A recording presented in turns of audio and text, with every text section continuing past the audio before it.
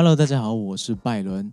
我最近发现自己在某一些场合、某一些条件下，其实是相当容易愤怒、相当不耐烦的那种人。这就让我好奇哦，像我这样的人这么容易生气、这么情绪化，是为什么呢？可能是因为我们从某个地方，那个地方也许是我们的小时候，或者是某一次的生气之后，从这些地方学到，愤怒跟情绪化是解决问题的一个有效方法。但我心里知道哦，这样下去只会留下更多的问题。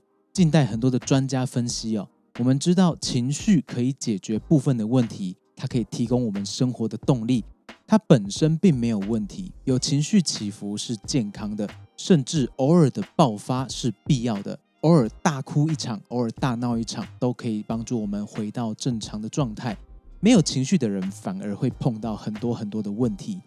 但是只要有事情，我们就任由情绪升高，任由情绪发泄，只会让情况越来越糟。我相信不少人跟我一样，像我的情况是我在办公室、我在职场的时候，常常我的情绪是留在黄灯跟红灯区的。如果我们长期的情绪是留在红灯或黄灯的状态，那一定会出问题啊。而最近这几年，借由网络，我们可以看到越来越多人不是濒临失控，而是他们已经失控了。我总感觉这种失控它不是特例，而是一种常态。至少在我看到的这个网络世界里面，它呈现的就是一个人人失控的世界。这样好吗？我想这样并不好。别人我管不着，但是至少我们自己可以去强化一下自己的理智线，不要别人生气，我也跟着生气。如果我大吼大叫，那对方也跟着起舞。最后呢，就是狗咬狗一嘴毛。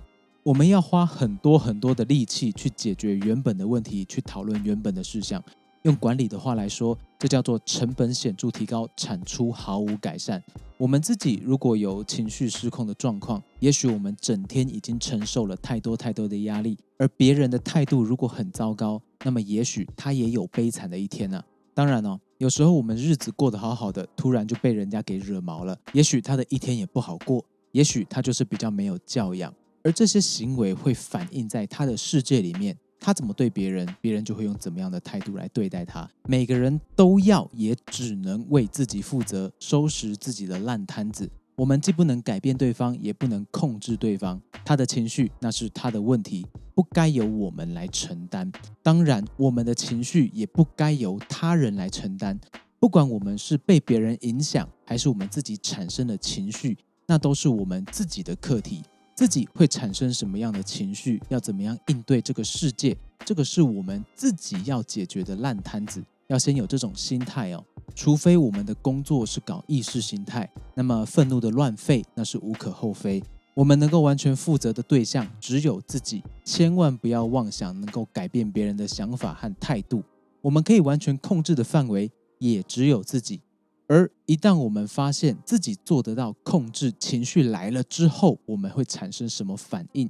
发现自己可以打破用愤怒和情绪来面对问题、面对争论的惯性，那么我们将会越来越能够做到这一件事，同时也就能够切身体会到冷静应对状况更有帮助。这里提供几个方法，帮助你我打破情绪的惯性。首先，最好用也最容易执行的是情绪上来时少说话，使用更少的言语可以保持低的能量水平，防止情绪继续升高，而且能够减少传递讯息的阻力。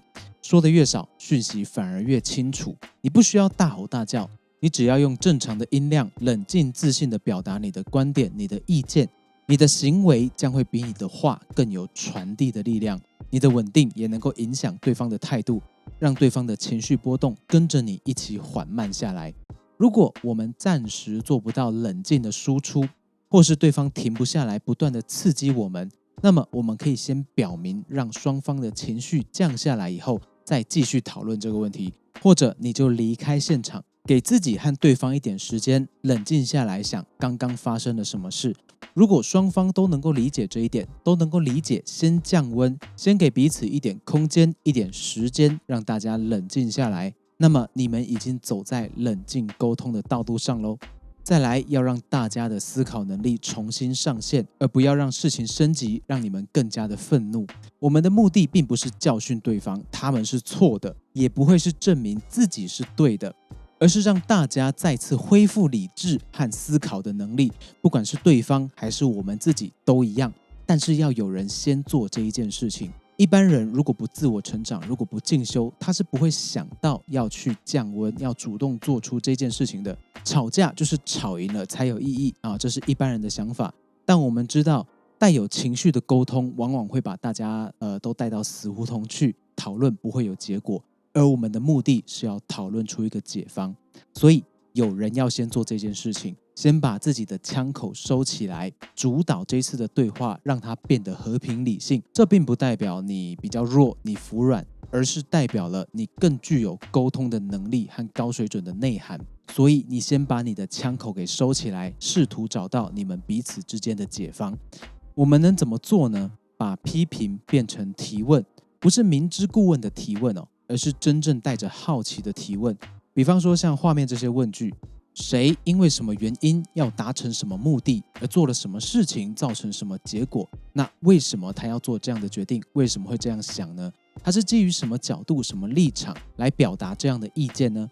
彼此之间能不能用对方的角度来看待事情呢？能不能换其他的视角来看待这个问题呢？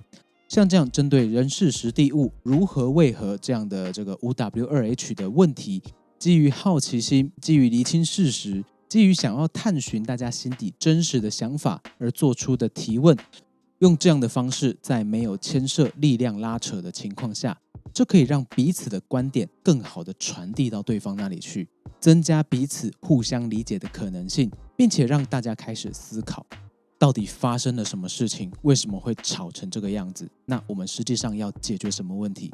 就像泼一桶冷水，大家越愤怒越兴奋的时候，你给人家浇熄了这个火焰，其实对你们的沟通是有帮助的哦。越能够让彼此冷静，远离负面的这种情绪化，理性脑的频宽就越宽。再来哦，注意我们叙述状况的方式。如果你对这件事情的解释是他针对你在搞事，那么这整件事情它就会变成对方的行为都是在针对你。但如果你的叙述是他似乎没有办法跟别人好好沟通，这样的叙述呢，就是对这一个人的判断，它是我们根据感受到的事实，还有我们的观察而得到的结论。结论就是这个人他可能缺乏沟通能力，或者我们就干脆猜对方这段日子可能过得很不好，让我们放弃跟对方计较，甚至感觉他好像有一点可怜。这些都是我们改变叙述状况的方式可以达到的效果。就像前面说的，别人态度糟糕，也许他的一天真的很不好过，或者他的人生就是充满敌意，又或许他就是比较没有教养。好，再来是最后了哈，以正面的方式将情绪带回来。在适当的情况下比方说对方是你很亲近的人，是你很要好的人，在这种时候进行适当的肢体接触，它可以打破我们彼此之间的紧张。你可以拥抱他们，可以把手放在他们的肩膀上，用行动，你要真的是这样想用行动来表示我们是站在同一边的，我们不是敌人，让对方，尤其对方是小孩的时候，可以感受到安全跟被接纳的感受。如果这个时候对方接受你的善意接触，那么你也能够感受到同样的正面情绪回到你的身上。这时候你们就可以意识到彼此真的不是敌人了。那这个时候呢，我们就可以收敛自己的杀气了。